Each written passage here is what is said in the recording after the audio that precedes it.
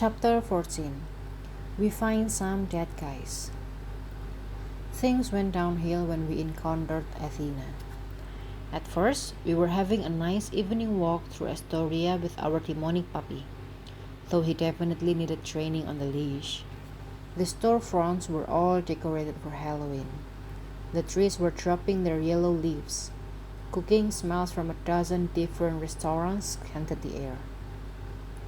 Astoria may be a famously Greek neighborhood, but in New York that just means more tavernas than usual mixed in with the taquerias, ramen joints, and sushi bars. You never get just one kind of thing in this city. It's always every flavor all the time. That's why I love it. I was feeling a little wistful about this as we walked. I wondered whether the Bay Area would ever feel as much like home, and if I would live long enough to find out. Grover interrupted my reverie. Over there, I smell something. Nope, the puppy agreed. He started straining on his new leash. Well, his hand-me-down Hakuba leash. Like he really wanted to cross the street. On the north side of 30th Avenue was a tree-lined park. It wasn't nearly as big as Gramercy Park, just a plaza with statues and benches, flanked on one side by a playground structure and the other side by the basketball court. After my wrestling contest with the cranky cat in Washington Square Park last month, I didn't want to visit any more playgrounds. This time, I'd probably be forced to play a pickup game of horse with the cat of lost dogs. I'd probably fail at that too. Annabeth slipped her hand into mine. It'll be okay. I know this place. Let's go. In front of the park, a sign read Athens Square. Nope didn't care about that, but he thought the iron fence was really interesting. He sniffed all the pea message from the other dogs, then lifted his legs and hit reply. The plaza was dark and empty, always a good sign when you're looking for trouble. Greeting us near the entrance was a statue of the goddess of wisdom herself, Athena in her battle armor. She had one arm extended, palm up, as if demanding, "Am I a joke to you?" "Hi, Mom," Annabeth said. "Just looking for a hellhound." I waited for the statue to smack me upside the head, but it remained motionless. On Olympus, Athena probably found it more amusing to keep me in suspense. Nope tugged harder on his leash, dragging me farther into the plaza. Once he was full grown, he was going to be a lot of fun to walk, probably way too much for the meager powers of Ellie Boy. The central courtyard was tiled in gray and white diamond-shaped stones that made me feel dizzy looking at them. At the far end stood 3 Greek columns, very on brand, and 2 statues of dudes in robes who I assume, well guess, were probably ancient Greeks. In front of the columns was a circular dais styled like a compass rose. This was probably where the locals had events in the summertime, but to me, the whole place screamed human sacrifice. I'd been offered up as a human sacrifice too many times in my life already. That wasn't what I wanted to go trick-or-treating at this year. Nope pulled me toward the dais. As we got closer, I saw a large dark stain splash across the compass rose, like someone had tossed a bucket full of ink on it. "Whoa, boy," I said, taking him back. "Maybe we shouldn't." Nope didn't listen, and neither did Annabeth. She ran ahead to check out the stain of liquid evil. Nope thought it smelled amazing. It bubbled and hissed around the edges, reminding me of Hecate's shadow portal on the W train. I was afraid the goddess might pop up on the Mount Transylvanian pastures. Grover sniffed the darkness. Hakuba made this, definitely. She was either shadow trailing here or shadow traveling out. I'm not sure which. In the distance, someone screamed. A familiar howl echoed through neighborhood, the war cry of a dog, but much too deep and loud for an earthly canine. "I'm going to guess Hakuba's still around," I said. We raced toward the sounds of terror. Across the street from the basketball court was a kebab joint called Sal's Souvlaki. From half a block away, we could see diners rushing out of the restaurant, screaming and stumbling over one another, holding pointy kebab sticks even though their moms had probably told them not to run with sharp objects. Rats! One yelled as he ran past us. Huge rats! Oh, great, I muttered.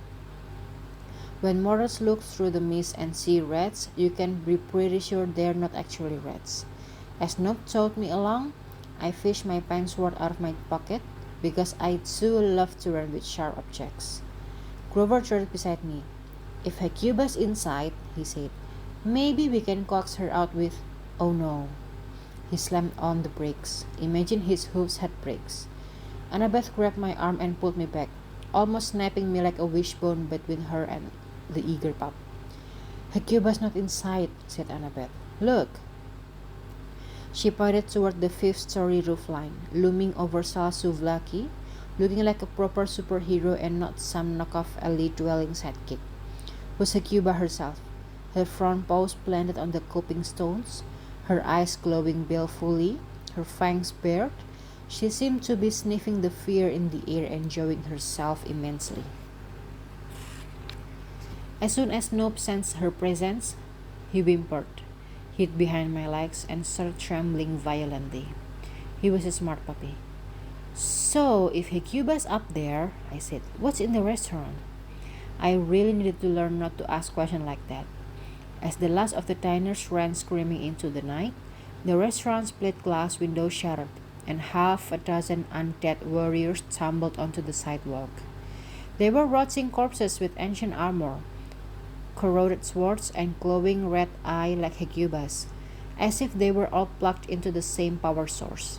They were definitely not rats. Tryon soldiers, Annabeth grumbled. Did you know Hecuba could summon the dead? I asked.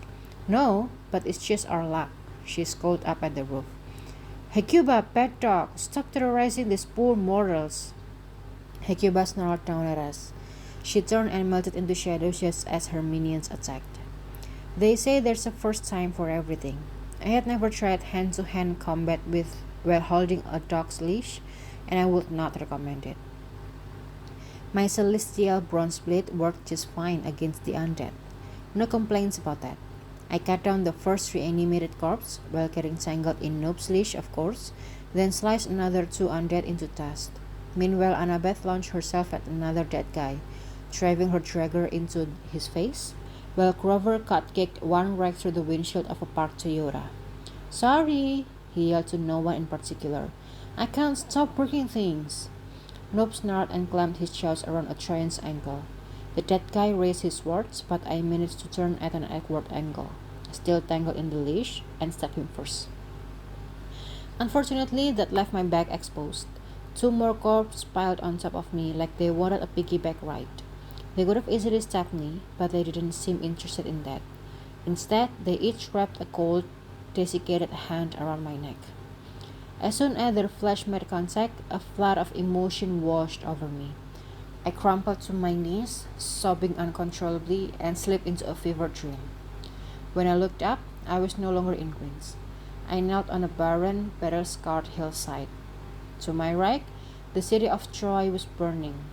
The walls were cracking like eggshells. Towers crumbled into the inferno. On the plain below me, Achaean troops were tracking enslaved Trojans towards their ship in the distance.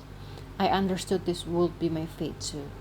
My ankles and wrists were bound with iron shackles, but I didn't care about myself. Lying in front of me was the broken body of my last son, my beautiful boy, whom the Greeks had slain like all of my children. They had taken everything from me, my husband, my family, my city, my hope. My grief turned to rage. I snarled at my captors. I frothed at the mouths. My eyes started to burn, flames singeing my eyebrows. My teeth elongated into fangs. The iron shackle slipped from my wrist as my hands narrowed into the paws of a black hound. I was about to lunge at the nearest soldier when Annabeth's voice broke through my nightmare. Percy! Kill the Greeks! I yelled, sitting up in a daze. The dreamscape was gone. Annabeth and Grover had dispatched the last of the undead warriors. Nope licked my face, trying to help, but rage and grief clung to me like a bad case of motion sickness. I crawled to the curb and threw up, as you do when you're a hero. Even Nope didn't want any part of that. He hid behind Annabeth's legs. Grover put his hand on my shoulder. You okay there, buddy? I shuddered. Did we get them all? The Trojans? Yeah, but Hecuba got away. What happened to you? Annabeth asked me. No judgment in her tone, just concern. I told them what I'd seen and felt. I was Hecuba, I said. I don't think she's trying to kill anyone. She just wants to make them feel her pain. Annabeth frowned. Thousands of years of grief, thinking about how her children died. Poor Hecuba, who is presently terrorizing queens, Grover said, and wasting perfectly good food. You're a vegetarian, I reminded him. He looked offended. There are vats of innocent tzatziki sauce in that restaurant. Tzatziki sauce! I was too weak to argue. Annabeth and Grover helped me stand. Nope supportively peed on my shoe.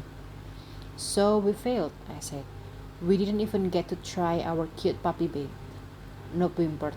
I guess he didn't like the word bait. The night's not over, Annabeth said. I get the feeling Hecuba won't stop until she's worn out or... Right on cue. From a few blocks over, a new round of screaming shattered the evening calm. Can you walk? Grover asked me. I replied by running toward the screaming, as you do when you're a hero and you're done throwing up.